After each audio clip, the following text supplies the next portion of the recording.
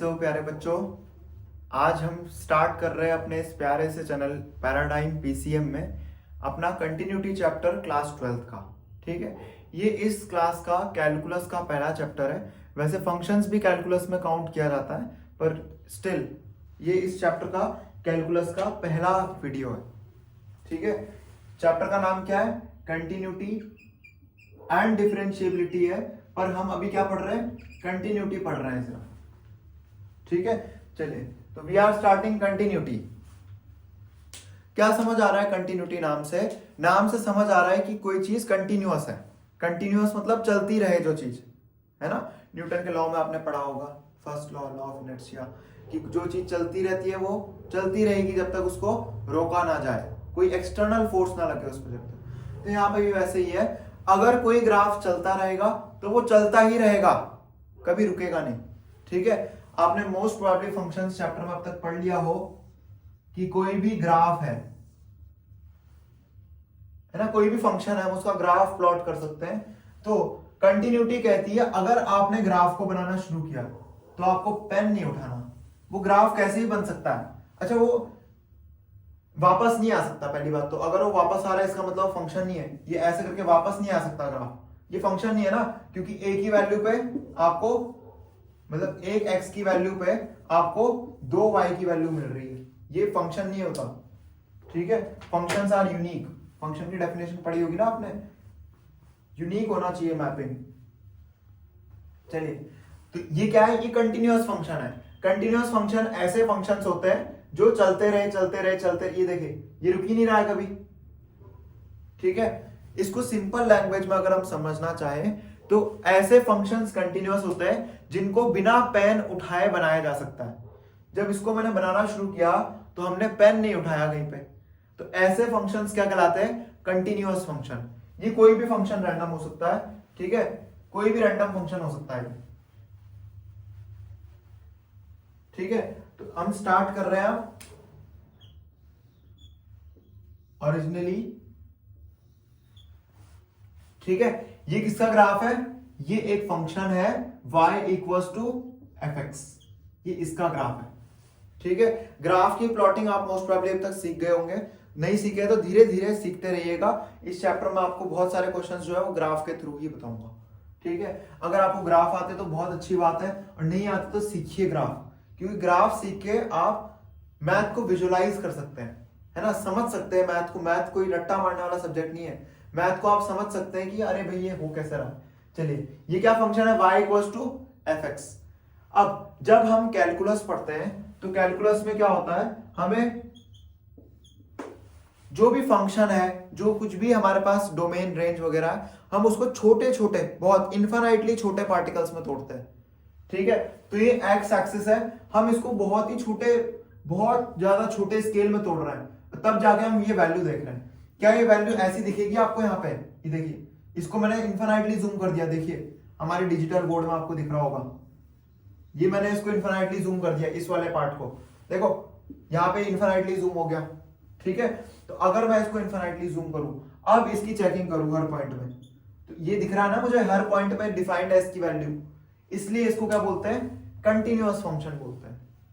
ठीक है, तो अब मैं कंटिन्यूअस फंक्शन की डेफिनेशन बोल रहा हूं कि continuous function are those functions which have no jumps, no breaks, है ना, कहीं पे वो रुका नहीं है। ये देखो, ये कंटिन्यूअस नहीं है, इसकी कंटिन्यूटी तोड़ दी ना मैंने। ये जूम वाले फीचर को हटाए अपने डिजिटल बोर्ड से।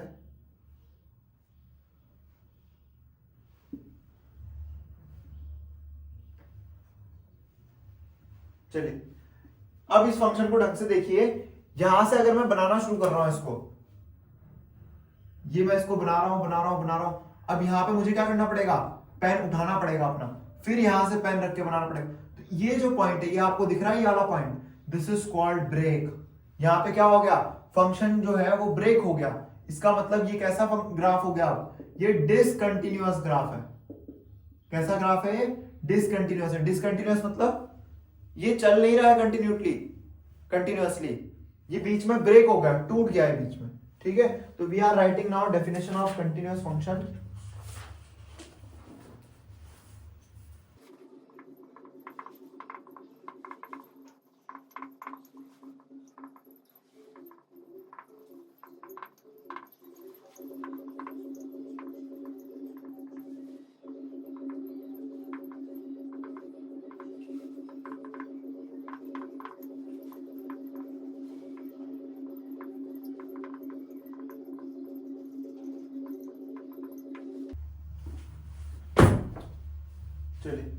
इसके चैप्टर के नोट्स तो मैं बच्चे बनाते नहीं है, पर फिर भी मैं आपको रेकमेंड करूंगा कि नोट्स बनाइए इसके, ठीक है, उससे आपको रिवीजन में आसानी होगी। तो any function F x is continuous in its domain. Domain मतलब भाई इनपुट तो कर सकते हैं ना, पहले ये तो चेक करेंगे, अगर इनपुट ही नहीं कर सकते तो आउटपुट कैसे निकालेंगे। तो हम ये चेक करेंगे डोमेन में वो क्या होना चाहिए, कंटिन्यूअस होना चाहिए। डोमेन मतलब इनपुट वैल्यूज पे, तो हम इनपुट क्या क्या कर सकते हैं, यहां से यहां तक कर रहे हैं ना इनपुट, इसके बाद का हमें नहीं पता, इसके पहले का नहीं पता, तो हम डोमेन में चेक कर रहे हैं, किसी पर्टिकुलर सेट ऑफ इनपुट्स पे चेक कर रहे हैं, ठीक है। इनपुट वैल्यूज को डोमेन बोलते हैं, आपने फंक्शन में पढ़ा होगा इसको, है ना। Function is continuous in its domain if its graph is a curve without breaks or jumps throughout its domain। ठीक है, एक पर्टिकुलर डोमेन मतलब एक डोमेन की बात हो रही है, तो इसका मतलब एक इंटरवल की बात हो रही है, इस पूरे इंटरवल की बात हो रही है। इस पूरे इंटरवल में अगर ये फंक्शन कहीं पे ना तो ब्रेक हुआ और ना ही जंप हुआ, मतलब टूटा भी नहीं और ये ग्राफ कहीं पे जंप नहीं हुआ। जंप होने का क्या मतलब है, देखो ये ब्रेक हुआ, ये क्या हुआ यहाँ पे, ये देखिए यहां से यहां तक ये ब्रेक हो गया, this is called break. Jump का मतलब क्या होता है, ये फंक्शन चल रहा था आराम से और यहां पे पता नहीं क्या हो, ऐसे करके अचानक से इतना बदलाव आ गया, मतलब यहां पे ना होके ये ग्राफ कहां चला गया, यहां पे। ये क्या है, ये हॉलो सर्कल है और ये सॉलिड सर्कल है, यानी कि इस पॉइंट पे अगर मैं वैल्यू देखूं, ये something x equal to something पे वैल्यू है, तो फंक्शन यहां ना होके यहाँ पे, यहाँ पे हॉलो है ना, यहाँ पे खोखला है, इसका मतलब यहाँ पे कुछ नहीं है, असली वैल्यू कहां पे, ऊपर वाले पॉइंट पे, ठीक है, असली वैल्यू कहां पे, इस पॉइंट पे। इसका क्या मतलब हुआ, ये this is called break and this is called jump. Jump आ जाए कोई बहुत तेजी का उछाल आ रहा है किसी चीज में, ठीक है, तो ना तो ब्रेक होने चाहिए ना तो जंप होने चाहिए थ्रू आउट इट्स डोमेन, मतलब उस पूरे इंटरवल में ना तो कहीं पे ब्रेक होने चाहिए ना ही कहीं पे ऐसे जंप होने चाहिए। एंड अ फंक्शन इज, और ये दूसरी बात है, ठीक है, ये पूरे डोमेन के लिए बात हुई है, स्पेसिफिक किसके लिए, डोमेन के लिए। And a function is continuous at a point, ये एक पॉइंट के लिए, सिंगल पॉइंट के लिए, जरूरी नहीं है हम पूरे डोमेन में चेक करें, हम किसी एक पॉइंट पे भी चेक कर सकते हैं। देखो इस पॉइंट पे ही तो इसकी कंटिन्यूटी टूटी है, इस पॉइंट पे, तो हम सिर्फ इस पॉइंट पे भी कह सकते हैं कि फंक्शन डिसकंटिन्यूअस इस पॉइंट पे हुआ है। अगर ये पॉइंट हटा दूंगा डोमेन से तो ये फंक्शन कंटिन्यूअस ही है ना, ठीक है, तो किसी पॉइंट के लिए भी डिफाइन कर सकते हो। Function is continuous at a point in its domain, अपनी पूरी डोमेन में किसी एक पॉइंट पे कंटिन्यूअस होगा if its graph does not have breaks और jumps in immediate neighbour of the point, मतलब इस नेबर के इमीडिएट नेबर में चेक करेंगे। इमीडिएट नेबर में इसका यही तो मतलब हो, इमीडिएट मतलब बहुत छोटे पार्ट्स में हमें इसको तोड़ना पड़ेगा, और जैसे हमें इसको बहुत छोटे पार्ट में तोड़ना पड़ेगा, that's where we come into calculus, ठीक है। फटाफट से लिख लीजिए इसको, हम आगे बढ़ते हैं फिर। चलिए, होप कि आपने लिख लिया हो। इसमें थोड़ा अब 11th का भी इस्तेमाल होगा, आप 11th क्लास से पढ़ के आए लिमिट्स, है ना, याद आता होगा आपको। तो this is LCD part of derivatives, sorry calculus. Calculus में हमें 3 चीज पढ़नी होती है, विच इज एलसीडी। एलसीडी क्या होता है, liquid crystal display. LCD is limits, C is continuity and D is differentiability।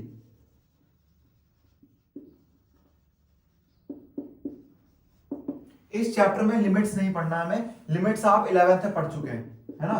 Continuity और डिफरेंशिएबिलिटी 12th क्लास में, 13 क्यों लिख दिया मैंने, 11th क्लास में लिमिट्स और कंटिन्यूटी और डिफरेंशिएबिलिटी किस क्लास का टॉपिक है, 12th क्लास का टॉपिक है, ठीक है।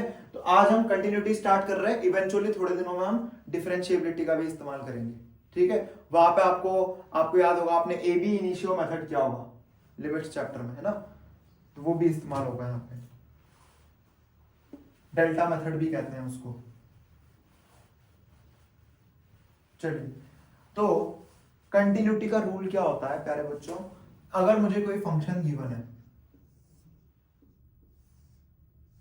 है ना, ये फंक्शन है और यहां पे चेक करना है मुझे, कहां पे, ये कोई पॉइंट है, x की वैल्यू होगी ना यहाँ पे कोई, x इक्वल्स टू a पे चेक करना है मुझे अपने फंक्शन को, और ये ग्राफ क्या है, y इक्वल्स टू fx का ग्राफ है। ठीक है, कुछ बातें हैं यहाँ पे। हम कंटिन्यूटी कहां पे चेक कर रहे हैं? x equal to a point पे चेक कर रहे हैं। कोई पॉइंट है पूरी डोमेन में, किसी एक पॉइंट पे चेक कर रहे हैं हम अपने फंक्शन की कंटिन्यूटी को। तो उस पॉइंट पे fx की कंटिन्यूटी चेक करने के लिए क्या होना चाहिए? Left hand limit. इस पॉइंट पे लेफ्ट हैंड लिमिट जो आएगी वो इक्वल होनी चाहिए इस पॉइंट के राइट हैंड लिमिट के, और वो इक्वल होनी चाहिए फंक्शन की वैल्यू इसी पॉइंट पे। fx है ना फंक्शन, अब x इक्वल टू ए, इस पॉइंट पे हम फंक्शन को रख के देखेंगे। अगर ये बात सत्य है तब जाके हम कह सकते हैं कि वो फंक्शन क्या है? कंटिन्यूअस है। ठीक है, अब इसी बात को लिखने का तरीका क्या होता है कि लिमिट, लेफ्ट हैंड लिमिट क्या होगी इसकी? Limit x tends to a negative. ये माइनस a नहीं है, ये a माइनस है। a माइनस का मतलब क्या होता है? a से जस्ट पीछे। जस्ट पीछे मतलब जैसे मैं इसको लिखूं 2 नेगेटिव, ये -2 नहीं है, ये बात याद रखना, ये -2 नहीं है। ठीक है, 2 नेगेटिव का मतलब क्या होता है? 2 से जस्ट पीछे, मतलब नंबर लाइन में अगर देखें हम तो 2 यहां पे होगा, 1 यहां पे होगा। तो 2 नेगेटिव का मतलब -2 नहीं है, ये नहीं है, ये 2 नेगेटिव ये नहीं है। 2 नेगेटिव का मतलब 2 से जस्ट पीछे। तो जस्ट पीछे क्या होगा? ये होगा जस्ट पीछे, है ना। 2 से जस्ट पीछे ये नंबर होगा ना 1.999999। तो हम उसको लिखना पसंद नहीं करते, इसलिए हम क्या लिखते हैं? 2 माइनस। ठीक है, इस बात को याद रखना। ये नेगेटिव नहीं है नंबर, हो सकता है नेगेटिव हो, पर ये दर्शाता है कि जस्ट पीछे वाला नंबर है। ठीक है, -2 नेगेटिव भी हो सकता है। -2 नेगेटिव मतलब -2.0000000001 है ना। -2 के लेफ्ट में क्या होगा? -2 पॉइंट समथिंग होगा ना। ठीक है, चलिए अब ये limit x tends to a negative मतलब इससे जस्ट पीछे लेफ्ट हैंड लिमिट किसकी? fx की। ये इक्वल होनी चाहिए limit x tends to a positive fx की, और ये इक्वल होनी चाहिए f ऑफ a के। अगर ये तीनों बातें ट्रू है, देखो ये लेफ्ट हैंड लिमिट है, ये राइट हैंड लिमिट है, और ये f ऑफ a, ये तीनों अगर इक्वल हो जाए तब जाके हम कह सकते हैं कि कोई फंक्शन क्या है? कंटिन्यूअस है। ठीक है, फंक्शन की लेफ्ट हैंड लिमिट, फंक्शन की राइट हैंड लिमिट और फंक्शन की वैल्यू, ये तीनों एक ही पॉइंट पर टेंड होने चाहिए। अच्छा, इसका मतलब भी समझते हैं। ये कहां अप्रोच कर रही है? लेफ्ट साइड से इस पॉइंट पर अप्रोच कर रहा है, इस पॉइंट पे भी इसी पॉइंट पर अप्रोच कर रहा है, और राइट साइड भी इसी पॉइंट पर अप्रोच कर रही है। तब जाके हम कहते हैं कि ये फंक्शन क्या है? कंटिन्यूअस है। ठीक है,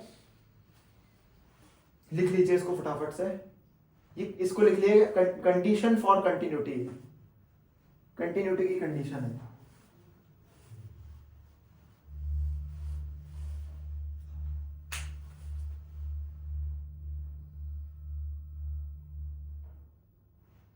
चलिए,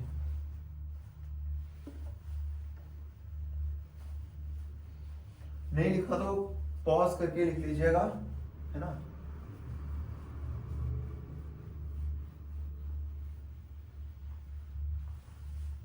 अच्छा, अब ये क्या थी? ये तो कंटिन्यूटी थी। कंटिन्यूटी मतलब क्या होता है? कंटिन्यूटी मतलब कोई फंक्शन जो है वो बिना जंप और ब्रेक के आगे ऐसे बढ़ता रहे। पेन से बनाते रहे तो बनाते रहे बनाते रहे बनाते रहे, कहीं पे उठानी नहीं है पेन, निब नहीं उठेगी कहीं पे। ठीक है, तो अब बात करते हैं डिसकंटिन्यूटी की।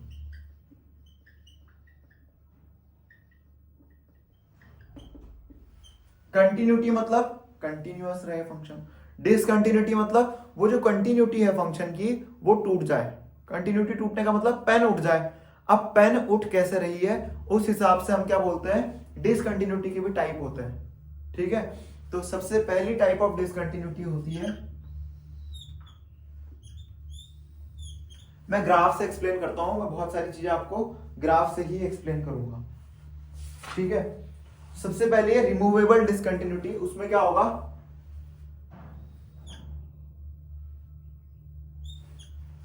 देखिए, ये ग्राफ आया और यहां पे हॉलो हो गया, और ये यहां ना होके, मतलब इसका क्या मतलब हुआ? ये ग्राफ हॉलो हो गया, उसका क्या मतलब है?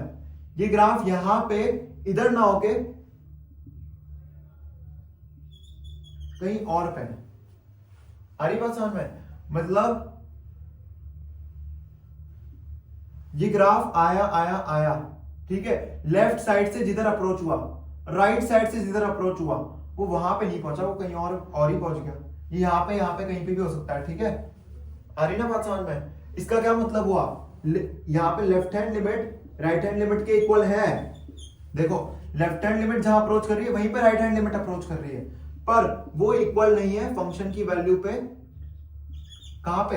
ए पे, x इक्वल टू ए पे। आ रही बात समझ में? इसको लिखने का तरीका क्या है, limit x tends to a negative of fx is equal to limit x tends to a positive of fx, पर ये इक्वल नहीं है f ऑफ a के।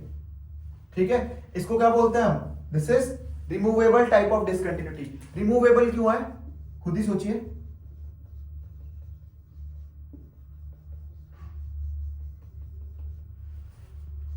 रिमूवेबल क्यों है? अरे भाई यहां देखो, अरे इधर आगे भाई, आगे देख। रिमूवेबल क्यों है? क्यों? क्योंकि ये पॉइंट यहां पे शिफ्ट हुआ है ना। अगर मैं कुछ करके इस पॉइंट को वापस से यहां पहुंचा दूं तो इसमें डिसकंटिन्यूटी खत्म हो गई है ना, डिसकंटिन्यूटी की तो बात ही नहीं है। ठीक है, दिस इज डिसकंटिन्यूटी का पहला टाइप, रिमूवेबल डिसकंटिन्यूटी। ठीक है, चलिए सेकंड टाइप ऑफ डिसकंटिन्यूटी होती है डिसकंटिन्यूटी ऑफ फर्स्ट काइंड। ठीक है, discontinuity of first kind, discontinuity of first kind में क्या होगा, बिल्कुल सही, यहां पे था ना नॉट इक्वल टू, अब यहां पे नॉट इक्वल टू जाएगा। ब्रेक आया अब जंप आएगा। ठीक है, यहां पे क्या आया, ब्रेक आया अब जंप आएगा। ये किसकी वजह से है, ब्रेक की वजह से है ना। ये किसकी वजह से होगा, जंप की वजह से होगा। इस टॉपिक को हम यहां डाल दें। चैप्टर कह रहे बच्चों कंटिन्यूटी ही है, कंटिन्यूटी चैप्टर के अंदर डिसकंटिन्यूटी टॉपिक है। ठीक है, अब जंप कैसे आएगा भाई, ये फंक्शन आया यहां पे आया, ये इधर ना होके यहां कहीं पे, और फिर यहां से ही स्टार्ट हुआ है आगे जाना। ये बात आ रही समझ में? मतलब लेफ्ट साइड जहां जा रही है, राइट साइड ही वहीं अप्रोच नहीं कर रही है। राइट साइड कहीं और अप्रोच कर रही है, लेफ्ट साइड कहीं और अप्रोच कर रही है। देखो लेफ्ट साइड से फंक्शन कह रहा है मुझे ये वाली वैल्यू देनी है आउटपुट में, राइट साइड से कह रहा है ये वाली वैल्यू, तो left hand side not equal to right hand side है ना। मतलब लिमिट जो लेफ्ट से अप्रोच करे वो राइट की इक्वल नहीं है, फंक्शन की वैल्यू की तो दूर की बात है। ठीक है, वो डिपेंड करता है फिर फंक्शन की वैल्यू कहां है। तो इस टाइप ऑफ डिसकंटिन्यूटी में क्या होगा, left hand limit is not equal to right hand limit. ठीक है, मतलब लेफ्ट हैंड लिमिट कहीं और जा रही है, राइट हैंड लिमिट कहीं और जा रही है, दोनों साइड से लिमिट का आंसर अलग अलग आ रहा है। इसकी वजह से क्या होगा, इसकी कंटिन्यूटी टूट गई। और यहाँ पे रीजन क्या है, जंप आया, यहाँ पे क्या आया था, ब्रेक आया था, यहाँ पे टूट गया, यहाँ पे जंप आ गया। अच्छा जंप ऊपर जरूरी नहीं है ऊपर ही हो जंप, जंप नीचे भी हो सकता है। ठीक है, ये ग्राफ ऐसे ही बन सकता है, ये ग्राफ ऐसे ही बन सकता है, कैसे ही बन सकता है। मतलब देखो यहां से ग्राफ टूट गया तो जंप ऊपर हो चाहे नीचे हो, डज नॉट मैटर। ठीक है, वो बस इंग्लिश के शब्द है। तो left hand limit not equal to right hand limit, आगे तो फंक्शन चेक ही नहीं करना है, तो तीनों कंडीशन का होना जरूरी है। उनमें से अगर एक कंडीशन भी वायलेट होती है तो आप सीधे लिख दो कि फंक्शन कैसा है, डिसकंटिन्यूअस है। ठीक है, चलिए तो left hand limit not equal to right hand limit, इसको कैसे लिख सकते हैं हम, लिमिट x टेंड्स टू, ये पॉइंट a मान लेते हैं हम, है ना, ये पॉइंट क्या है, x इक्वल्स टू a। ठीक है, limit x tends to a negative of fx is not equals to limit x tends to a positive of fx।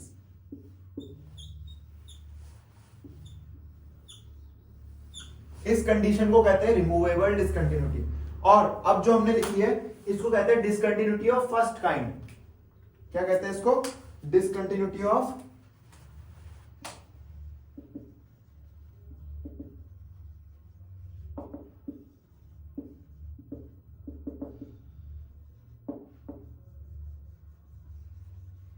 First kind.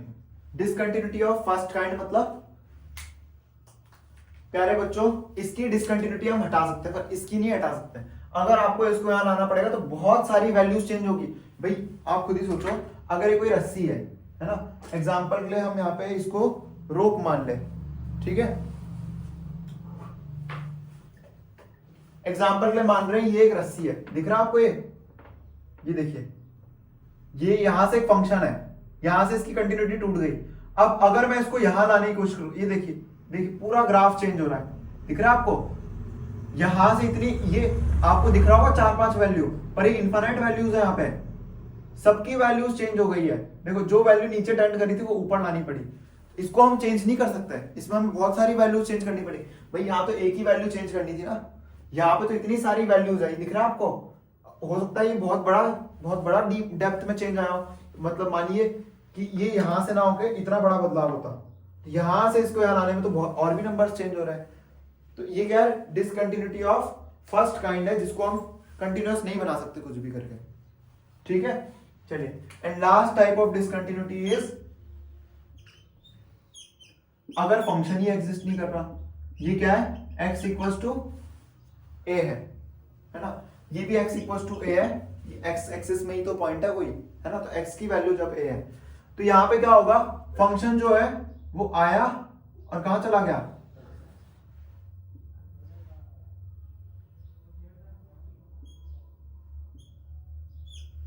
ये है x इक्वल्स टू a, आया और infinity को चला गया। मतलब मैं तो वैल्यू प्रिडिक्ट नहीं कर सकता ना, फिर लिमिट का आंसर कैसे बताऊंगा? इंफिनिटी पे चला गया ना, अप्रोच ही इंफिनिटी को कर रहा है। तो यहां से भी कहां चला गया? इंफिनिटी चला गया मान लेते हैं। अब ये मत कहना कि left hand side equals to right hand side equals to infinity. भाई इंफिनिटी तो कुछ होता ही नहीं है। मैंने कहा इंफिनिटी 1 करोड़ है ना, मेरे हिसाब से मान लेते हैं इंफिनिटी मेरा क्या है? 1 करोड़। कल को एक इंसान आएगा वो कहेगा नहीं 1 करोड़ 1 है। मतलब आप सोचिए किसी ने लास्ट नंबर अगर प्रिडिक्ट किया है तो उसमें 1 जोड़ दीजिए, उसमें भी 1 जोड़ दीजिए, उसमें भी 1 जोड़ दीजिए, तो इंफिनिटी तो कभी हो ही नहीं सकता। इंफिनिटी कोई बता ही नहीं सकता इंफिनिटी कहां पे है। आ रही बात समझ में? इसका मतलब यहां पे क्या हो रहा है? फंक्शन ही एग्जिस्ट नहीं कर रहा है। फंक्शन ए पे क्या हो गया? पता नहीं कहां चला गया। मैंने फंक्शन को ट्रेस करने की कोशिश की पर ये ट्रेस ही नहीं कर पा रहा हूं मैं, ये तो इंफिनिटी पे चला गया। आ रही बात समझ में? तो this is called discontinuity of second kind, discontinuity of second kind।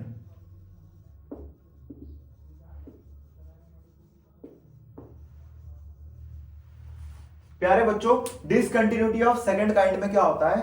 कोई फंक्शन एग्जिस्टेंस से ही पार चला जाता है, ठीक है? तो यहां पे क्या होगा? Left hand limit does not, इधर left hand limit does not exist. DNE मतलब क्या होता है? डज नॉट एग्जिस्ट, ठीक है? ये मैथ वालों का डीएनए है, जैसे बायो वालों का डीएनए होता है तो मैथ वालों का डीएनई होता है, डज नॉट एग्जिस्ट, ठीक है?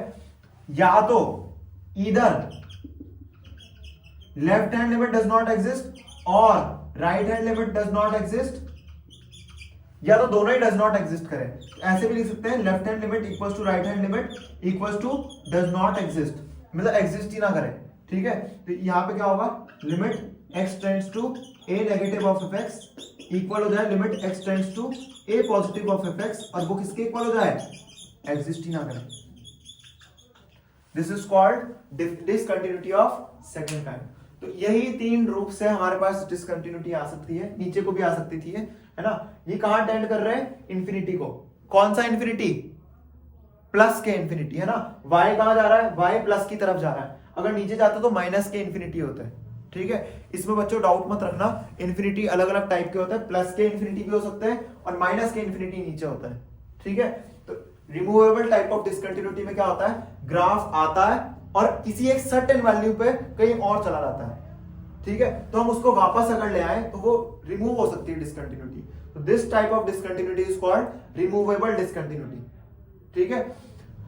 ये कौन सी डिसकंटिन्यूटी? फर्स्ट काइंड, मतलब लेफ्ट ही राइट के इक्वल ना हो। ये आई है ब्रेक की वजह से, ये आई है जंप की वजह से, और ये आई है नॉन एग्जिस्टेंस की वजह से, मतलब एग्जिस्ट ही नहीं करती है, फंक्शन ही एग्जिस्ट नहीं कर रहा, तो हम कैसे निकालेंगे? तो this is called discontinuity of second kind, ठीक है?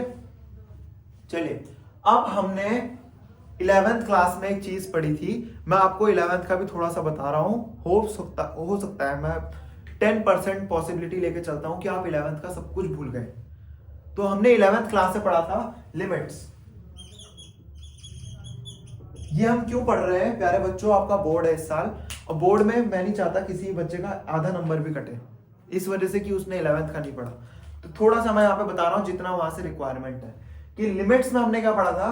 किसी भी फंक्शन की लिमिट तब एग्जिस्ट करती है जब left hand limit right hand limit के इक्वल होती है ना, तब लिमिट एग्जिस्ट करती है। तो limit x tends to a negative fx अगर इक्वल हो जाए limit x tends to a positive fx के, तब लिमिट एग्जिस्ट करती है। ठीक है, लिमिट में सिर्फ इतना ही है, लिमिट में left hand limit right hand limit check करते हैं, उस पॉइंट पे चेक नहीं करते। हमें लिमिट में सिर्फ ये चेक करना है कि लेफ्ट जहां अप्रोच कर रहा है राइट भी वहीं अप्रोच करे।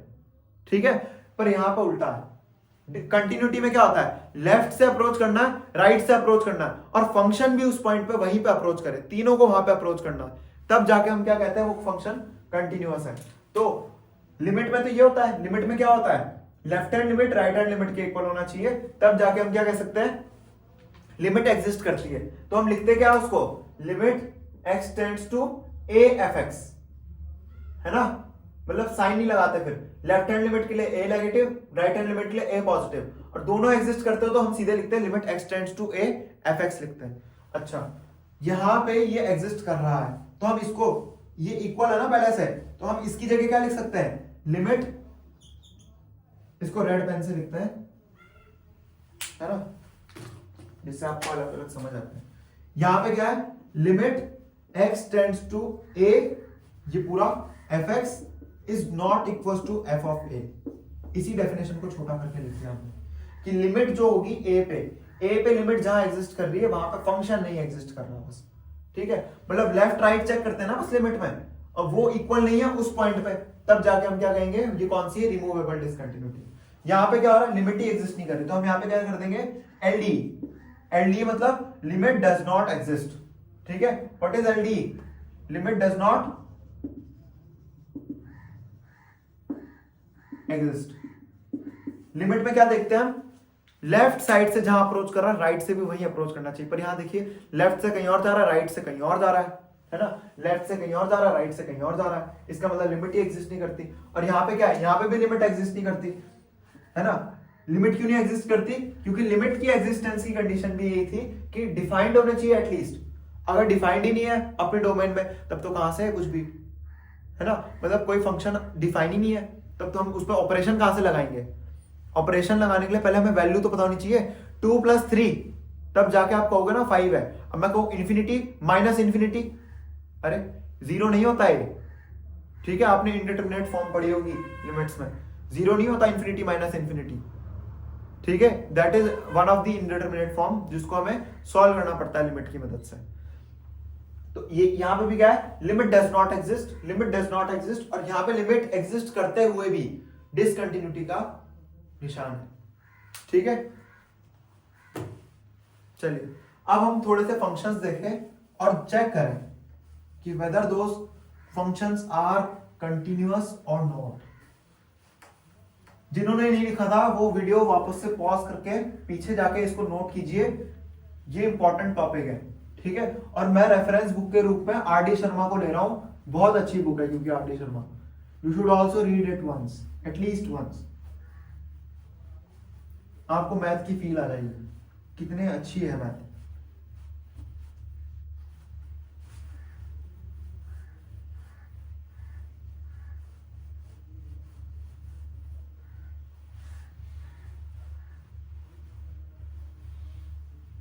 चलिए, हमारे पास कुछ स्टैंडर्ड फंक्शंस हैं, उनकी बात स्टार्ट कर रहे हैं। आप अभी अगर आपको ग्राफ नहीं आते कोई बात नहीं, डज नॉट मैटर, आप सीखने की कोशिश कीजिए।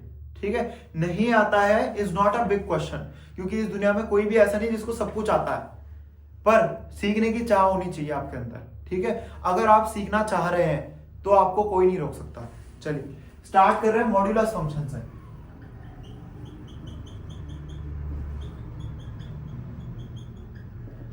प्यारे बच्चों, मॉड्यूलस फंक्शन का ग्राफ कैसा होता है, ऐसा होता है। ये किसका ग्राफ है, fx equals to mod x का, और इसकी डेफिनेशन क्या होती है, x when x is greater than equals to 0 and minus x when x is less than 0, ये इसकी कंडीशन है। ठीक है, यानी कि जो इनपुट डालेंगे वही आउटपुट आ जाएगा, जो इनपुट डालेंगे वही आउटपुट आ जाएगा अगर x greater than equals to 0, और अगर नेगेटिव इनपुट डालेंगे तब भी पॉजिटिव आउटपुट आएगा। देखिए यहां पे x नेगेटिव डाला तो y पॉजिटिव आ रहा है। ठीक है, this is the definition of mod x। अब आप ग्राफ देख के बताइए कि वेदर दिस इज कंटिन्यूअस और नॉट, ये देख के बताइए कि कंटिन्यूअस है या नहीं है। अरे भाई बता दो, आगे देखो यार, यहां बोर्ड पे मॉड्यूलस फंक्शन कंटिन्यूअस है नहीं है, बताइए। पेन रखिए और बनाना शुरू कीजिए। क्या पेन उठाई मैंने?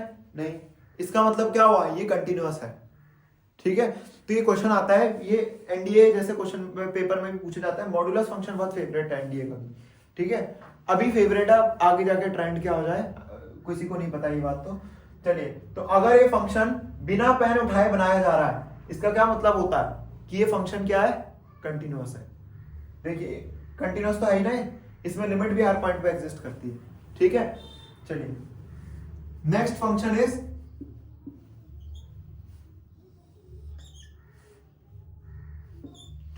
Logarithm function.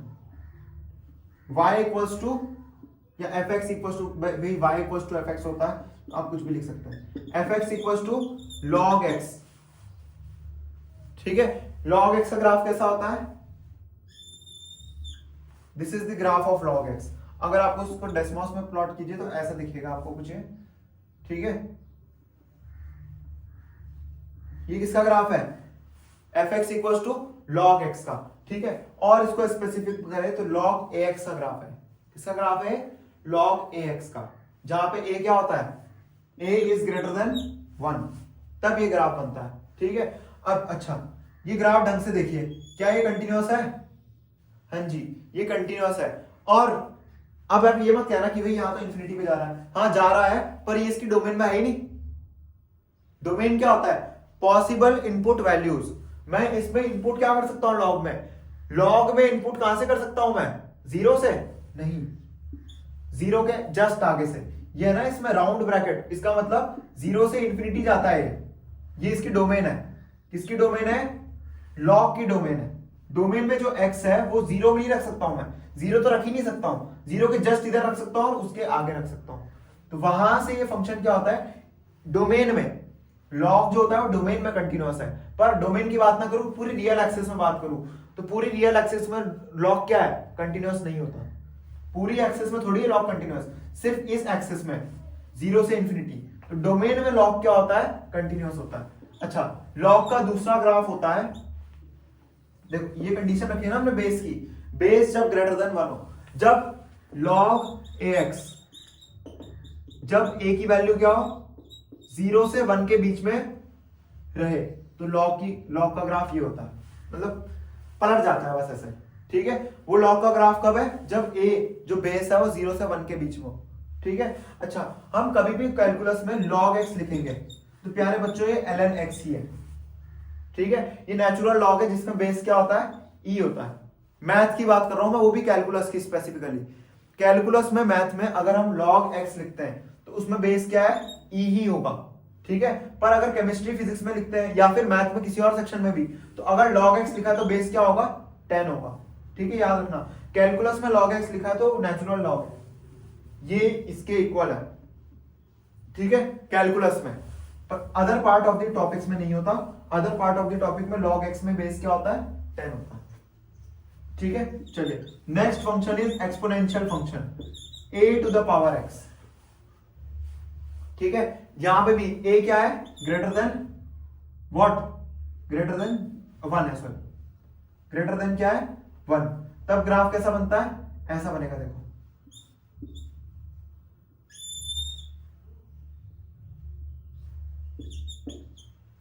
ठीक है, ऐसे बोलते हैं ना, जब कोविड आया था तो बोल रहे थे कि जो डेथ टोल है वो एक्सपोनेंशियली बढ़ रहा है। एक्सपोनेंशियली मतलब देखो कितनी तेजी से बढ़ रहा है। ठीक है, तो ये क्या होता है, इधर से इंफिनिटी को जाएगा।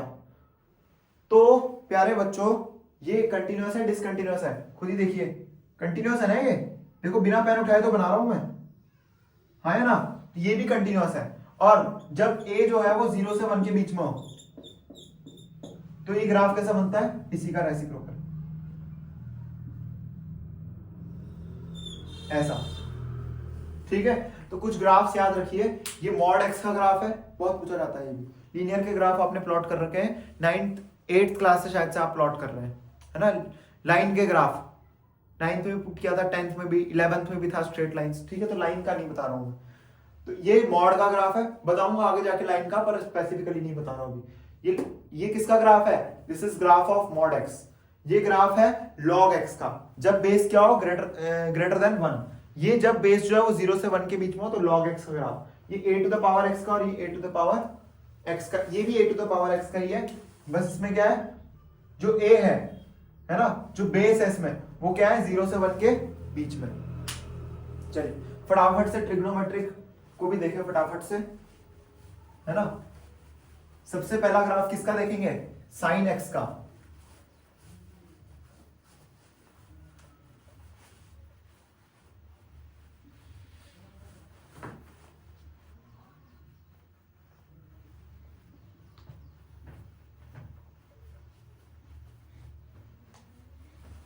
अच्छा नाम जरूर डाल देना सबके। ये मॉड्यूलस फंक्शन था, ये लॉगरिथमिक फंक्शन थे, ये वाला और ये वाला, और ये दोनों एक्सपोनेंशियल फंक्शन कहलाता है।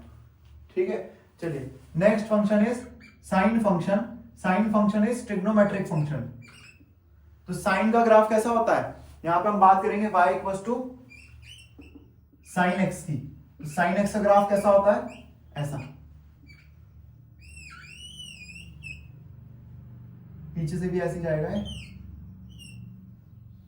ठीक है, मैक्सिमम कहां तक जाता है, साइन की वैल्यू मैक्सिमम 1 और मिनिमम कहां तक जाता है, -1 तक। ठीक है, आप खुद ही देखो ये वाला ग्राफ कंटिन्यूअस है डिसकंटिन्यूअस है, वेरी गुड कंटिन्यूअस है। ठीक है, ये ग्राफ कैसा है, कंटिन्यूअस है। अगला y equals to cos x। cos x का ग्राफ भी सिमिलर होता है, बस एक बदलाव होता है उसमें। क्या अंतर नजर आ रहा है दोनों में, देखो ये भी मैक्सिमम 1 तक जाता है और ये मिनिमम कहां तक जाता है, -1 तक।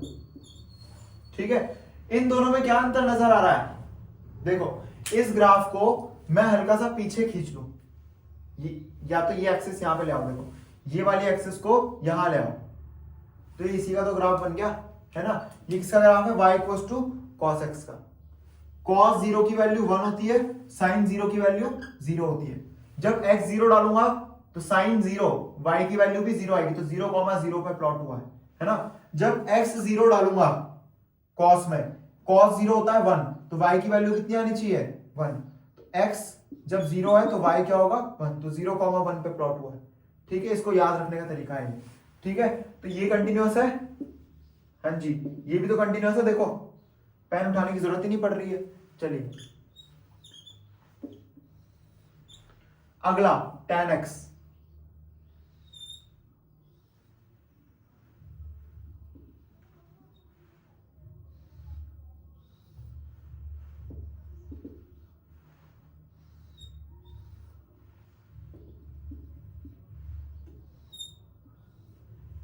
ये देखो कुर्सी जैसा है ना, ये किसके जैसा ग्राफ है,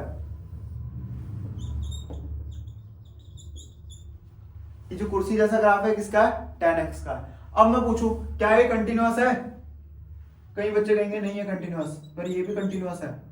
अरे भाई कैसे है कंटिन्यूअस, पूछिए पूछिए, वेरी गुड, जो पूछ रहे हैं, और जो नहीं पूछ रहे हैं वो क्या कर रहे हैं भाई, पूछिए। इसलिए क्योंकि sin x की डोमेन क्या होती है, रियल, cos x की डोमेन क्या होती है, रियल, है ना। tan x की डोमेन याद आ रहा है, पिछली क्लास में पढ़ा था, tan x की डोमेन क्या होती है, बोलिए, tan x की डोमेन रियल माइनस, बोलिए, अरे बोल के नहीं रहे, बोलते क्यों नहीं,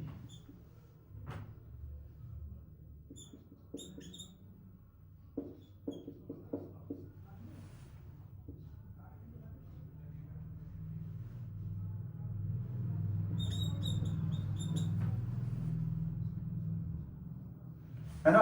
2n + 1 π/2 हटा देंगे, जैसे देखो n की वैल्यू 0 डालो तो π/2 हटेगा वहां से, n की वैल्यू 1 डालेंगे तो 1 2 जा 2, 2 + 1 3 π/2 हटेगा।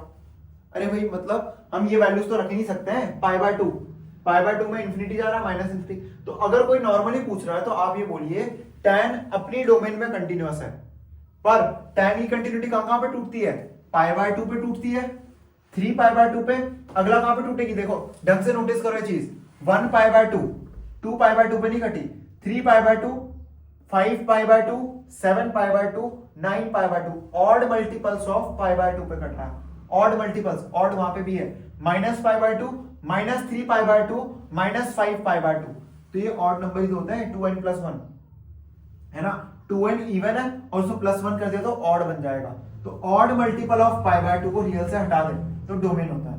तो tan x अपनी डोमेन में, इस डोमेन में, मतलब रियल में से अगर इस पार्ट को हटा दूं, इसको हटा दूं, इसको हटा दूं, एक्सिस से ही हटा दूं इनको, तब तो tan कंटिन्यूअस है ना। अरे आ रही है बात समझ में। तो tan अपनी डोमेन में कंटिन्यूअस है, पर tan is not a continuous function in the real axis. पूरी रियल एक्सिस में tan कंटिन्यूअस नहीं है, पर अपनी डोमेन में है। ठीक है, चलिए आज का ये लेक्चर यहीं पर खत्म करते हैं। कल हम इस चैप्टर को और आगे बढ़ाएंगे। ठीक है, इस चैप्टर को आराम से समझते रहिए, और अगर कुछ चीज समझ ना आए तो वीडियो को वापस से देखिए। ठीक है, चलिए ऑल द बेस्ट प्यारे बच्चों।